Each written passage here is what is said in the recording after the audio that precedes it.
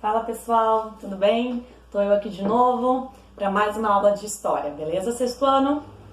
Então, seguinte, nós estamos acompanhando o livro de história, beleza? E nós estamos no capítulo 3, o povoamento do continente americano, tá? Na semana passada a gente começou a introdução, aí tem lá o material no plural para vocês, onde tinha a introdução, tinha slides e os meus áudios falando, né? O que a gente conversou nesse primeiro momento do capítulo 3? A gente viu quais são as teorias que acreditam, né? O que as teorias falam sobre como foi a chegada do ser humano na América. Então a gente foi conhecendo a teoria lá do Estreito de Bering, que o pessoal passava por cima, que estava meio, né, um período ainda mais da era glacial, onde foi possível passar, né, onde tinha mais gelo, então foi possível passar para a América. Tem outra teoria que foi por baixo, né, pela Polinésia. Então essas teorias foram surgindo para a gente entender como é que chegou o ser humano na América. Porque a gente já sabe, a gente já viu nos capítulos anteriores que o ser humano, pelas pesquisas, né, que a gente tem até hoje, o ser humano ele surge, né, o berço da humanidade foi na África. E aí com o tempo ele vai se expandindo. Então há teorias, né, que dizem, olha, então, como é que o homem chegou na América? Bom, tem a teoria que veio por cima, né, o Estreito de Bering, tem a da Polinésia, que a gente tem relação, né, uma proximidade com os asiáticos. Então a gente foi vendo um pouquinho sobre isso, né? Então só para retomar. Aí a gente viu essas teorias, essas hipóteses, né, que foram surgindo. Vimos também um pouco sobre o Brasil e quais são os resquícios da história, da nossa pré-história. Vimos, né, que o fóssil mais antigo é o da Luzia, e aí a gente tem a imagem dela, né, tá lá também no slide, essa daqui, e a reconstituição do que seria a Luzia. Nós vimos também sobre isso, que foi cerca de 10 mil anos atrás. Então a gente viu que o Brasil também tem um monte de sítio arqueológico que apresenta resquícios, né, da pré-história, arte rupestre no Brasil também. E aí eu falei para vocês, né, olha, aqui em Santa Catarina a gente também tem a nossa pré-história, a gente também teve os homens da pré-história, que são quem? Quem lembra? Com S. Os sambaquis, né, a gente viu, e ó, curiosidades, Santa Catarina tem a concentração dos maiores sambaquis, onde se concentram os maiores sambaquis, né, do mundo. E aí tá muito próximo a gente tem na região do Sambaqui, no norte da ilha, na ilha do Campeche, onde a gente tem resquícios que são pedras, que foram manuseadas, né, e utilizadas pelo ser humano. E aí a gente também tem os desenhos nas pedras, né, que mostram que existiam seres, né, humanos há muito tempo atrás aqui também. E a gente fala que são os nossos homens da pré-história. Professora, o que é sambaqui mesmo? Que a professora falou, sambaqui no tupi seria, ou tambaqui, seria amontoado de conchas. Por quê? Porque eles acumulavam, como eles viviam no litoral, muito da pesca, né, da relação com o mar, eles iam acumulando conchas, restos de peixes e etc. Né? E iam acumulando. E aí deu o nome de sambaqui. Beleza? Lembro de tudo isso, Mari. A gente está falando da América, né? Aqui, ó, o nosso continente. Cadê? Ó, a América. Não sei se dá pra ver, mas a gente tem aqui. Então, pega lá de cima, vai descendo e chega aqui, né, também no nosso país. Tudo isso é América. A gente viu, tem nos slides também para quem tiver dúvida. Agora a gente vai falar um pouquinho das populações que viviam aqui na América num todo, tá? O povoamento do continente americano, é isso que a gente vai ver. Como é que viviam essas pessoas aqui, etc. E aí a partir da página 49, para vocês não se perderem aí, tá? Tá lá nos slides também. Bom, primeiro, gente, que assim, ó, quando a gente fala de América, parece que a América ela só surgiu quando o europeu chegou aqui. Colocou os pés, pof. Colocou o pé aqui e surgiu a América. Mas não.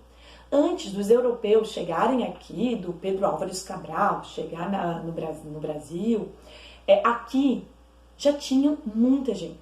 milhões. Tem gente que fala, olha, cerca de 8 milhões. Tem gente que fala, não, 100 milhões, 50 milhões. O que a gente sabe é que existia muita gente aqui. Muita gente. Tanto no Brasil, na região onde é o nosso país hoje, quanto no restante da América. E em cada região foram surgindo comunidades, grupos muito estruturados, com um estilo de vida muito específico. E são esses grupos que a gente vai ver um pouquinho agora, tá certo? Então a gente já sabe, olha, existem milhares de pessoas, existiram já aqui, já tinham pessoas aqui antes da chegada do europeu. E é esse momento, antes do europeu aqui na América, que a gente vai ver um pouquinho agora. A gente divide a concentração de pessoas aqui no nosso território americano, né, na América toda, não só no Brasil. E a concentração dessas pessoas, elas estavam em lugares específicos. Então a gente vai ter parte dessa população que são indígenas, parte vivendo na chamada Mesoamérica, que é aqui assim, pega a região do México, né, pega um pouquinho aqui da América Central, a região andina, que aí é nessa bordinha da América, não sei se dá pra ver, mas tem uns slides também, e na região amazônica, onde faz parte do nosso território também, né?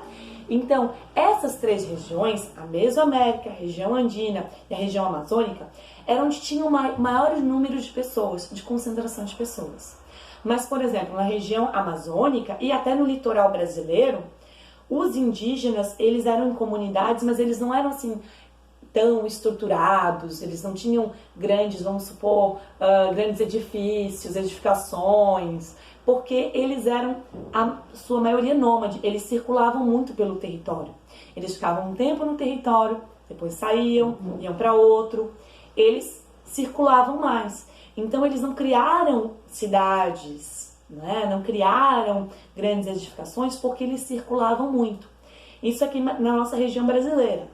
Diferente lá da Mesoamérica e da região andina, onde a gente vai ter civilizações extremamente complexas, para muita gente muito misteriosa até hoje, e com muita história que ainda muita gente não sabe. Muita gente está pesquisando ainda. Então a gente vai ver um pouquinho sobre elas. Talvez você já tenha escutado falar sobre elas, né? A primeira delas que a gente vai falar se conta na Mesoamérica, na região onde seria mais ou menos o México ali, tá? São os astecas. Os astecas, eles são ali mais ou menos do século XV depois de Cristo. Eles foram uma civilização extremamente estruturada, grandiosa, influente, guerreira.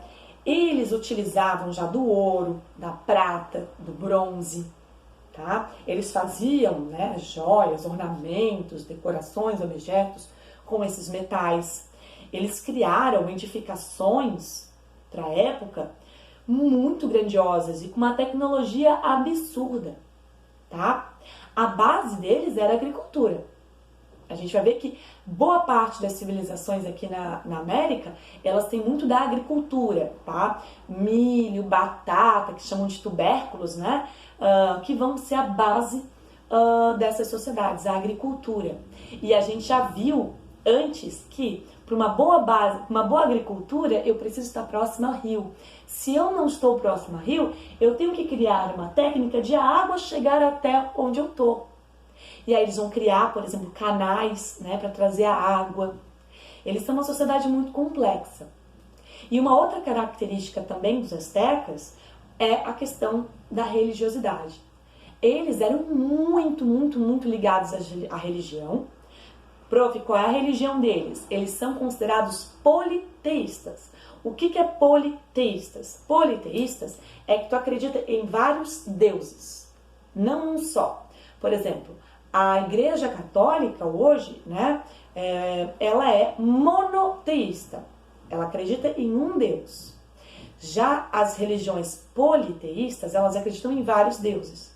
E os astecas eram politeístas. E um dos principais deuses deles era o Sol, que está muito ligado à agricultura também.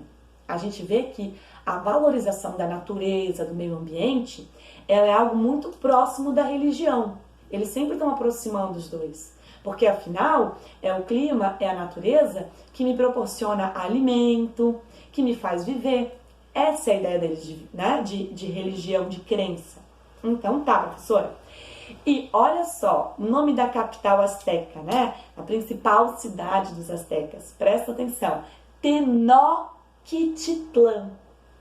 Tenochtitlan é o nome da região, tá? Da cidade, da capital deles, principal. Que inclusive hoje dá para visitar. Se vocês colocarem no Google, vocês vão ver várias imagens, inclusive de pirâmides. Mas, Mari, pirâmide não é lá no Egito? Existe em vários lugares. Né? E aí vem os mistérios, as teorias, as pesquisas, né? Tentando entender por que eles gostam dessas estruturas, o que eles fazem, né, com essas estruturas. E os astecas, eles são muito voltados à parte arquitetônica também, assim como os egípcios. Eles construíram, tá certo? Então tá, Mari, já sei que eles ficam na Mesoamérica, já sei que eles são politeístas, que eles vivem da base da agricultura. E os astecas, eles vão ter o contato com o europeu, tá? E infelizmente vão aos poucos enfraquecer até o domínio do europeu, né, nessa sociedade. Infelizmente, ela é muito destruída a partir do momento que o europeu chega na América, tá certo? Outra civilização chamada Império Maia, são os maias. Os maias, tá certo? Eles são também da região da Mesoamérica, tá certo? E os maias, então, eles também têm, por exemplo, estruturas arquitetônicas muito complexas, como, por exemplo, esse modelo de pirâmide, tá? Eles também têm a agricultura como a base e o milho como uma das alimentações mais importantes deles, né? A base também de alimentação deles, o milho. Eles tinham, gente, já uma escrita, e é bem complexa, tá? A escrita dos maias. E também a gente tem duas principais cidades da região, onde era muito importante e circulava muita gente da população maia, que é Tikal e Palenque. São as duas, Tikal, né? Que são as duas cidades principais. Percebam, tanto astecas quanto maias são sociedades grandiosas, sociedade fixa, tá? Diferente, como eu falei, do Brasil, que eram nômades, então não precisava construir um edifício, se daqui a pouco eu vou sair daqui, né? Mas eles tinham cidades muito complexas, grandiosas também.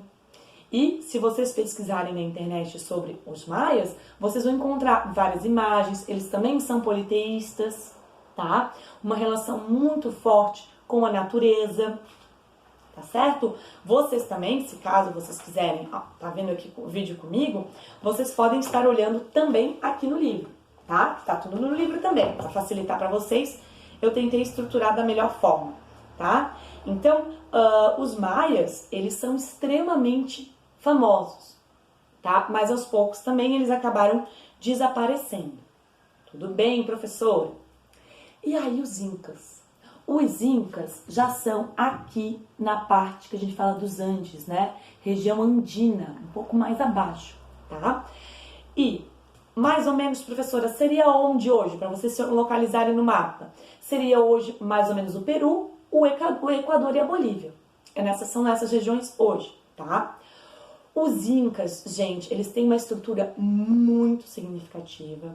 Machu Picchu, né, que é um dos locais mais famosos, de muita visitação hoje, que é de altitude, né, que tem gente que passa mal indo lá em cima e tal.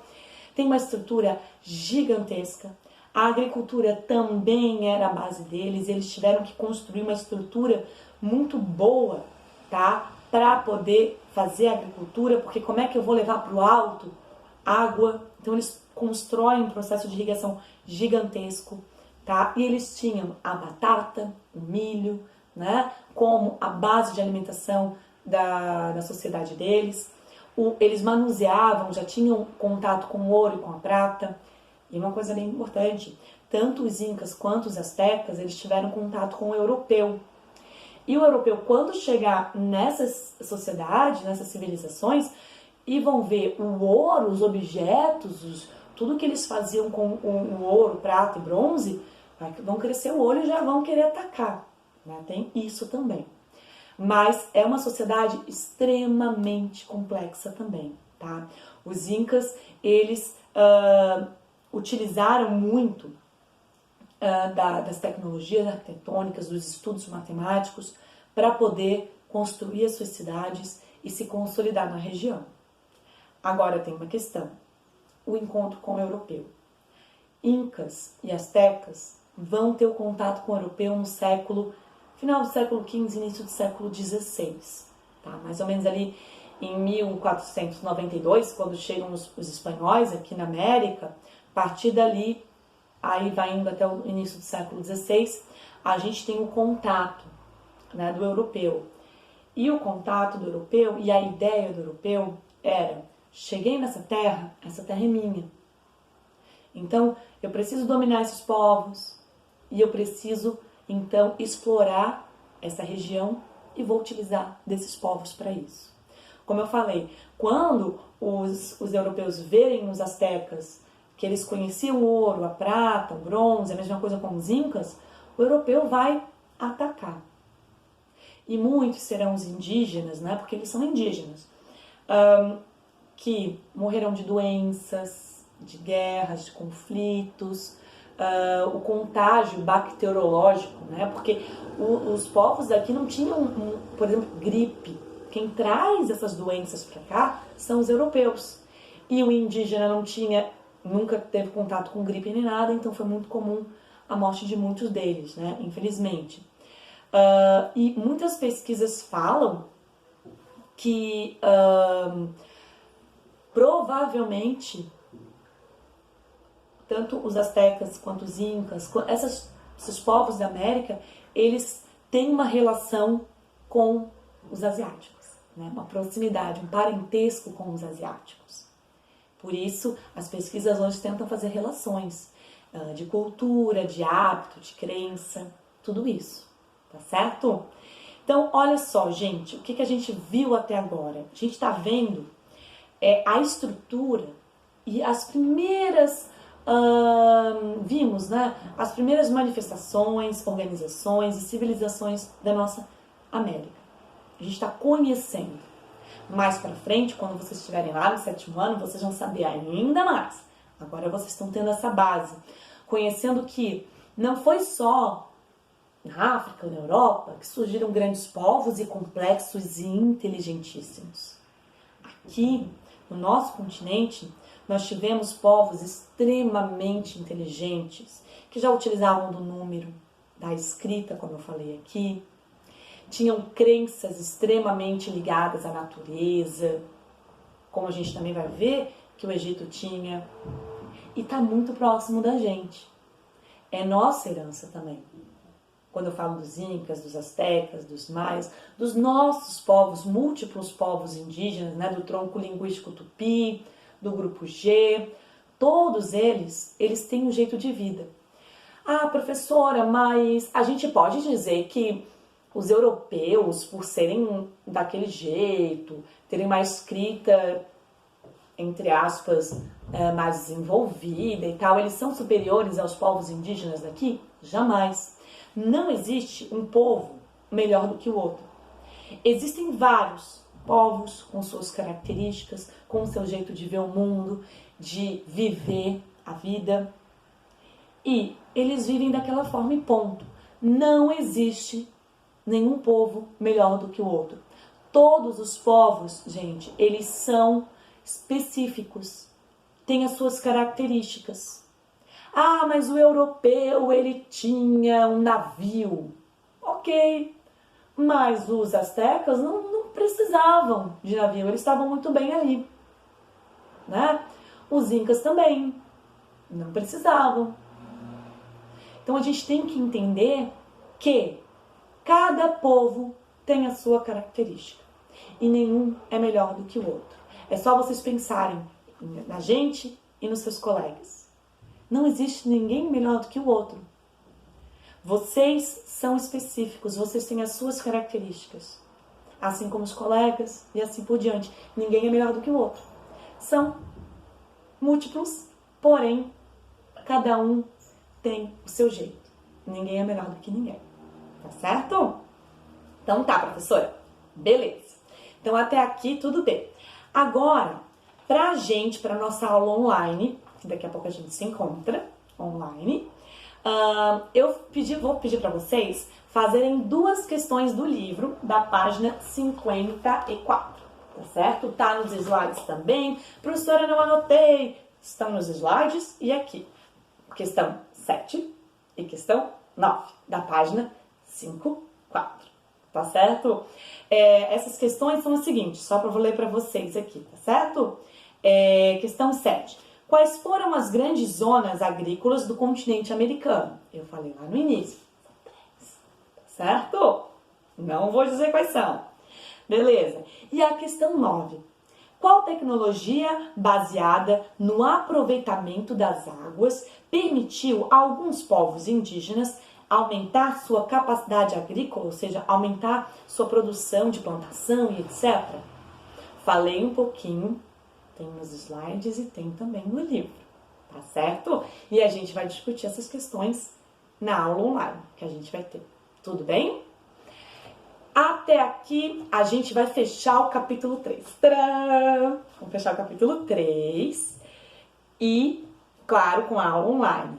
Em seguida, gente, a gente vai para o capítulo 4, que é o tão desejado capítulo de muitos de vocês, que é Egito Antigo e Mesopotâmia, tá bom? Então, a gente fecha em explicação o capítulo 3. Nos encontraremos para falar sobre o capítulo 3 nas aulas online e para corrigir as questões, tudo bem? E aí, a gente, então, se encontra online e também nas videoaulas. Tudo bem? Espero que vocês estejam em casa, usando máscara, se precisar sair, lavando bem as mãos, tá? A experiência, por exemplo, dos europeus, o contato com os indígenas, um dos problemas mais sérios foi a questão da higiene, né? Os indígenas eram extremamente ligados à higienização, ao banho, né? E chegou o europeu meio sujinho, aí contaminou tudo. Então, a história ensina, né? Vamos nos manter higienizados, vamos lavar as nossas mãos, vamos usar máscara e também vamos estudar, vamos tirar as dúvidas nas aulas online e em casa ajudem também seus pais, os seus responsáveis, façam a sua cama, organizem o seu quarto, ajudem na cozinha, né? Quando precisar organizar alguma coisa, deem uma força para todo mundo, tá bom? Estamos juntos, apesar de distantes fisicamente, mas estamos juntos. Eu sinto muita falta de vocês e vocês já sabem disso, eu sempre falo, tá bom? Um beijo, queijo, meus pequenos pôneis, fiquem bem e até a próxima, fechou?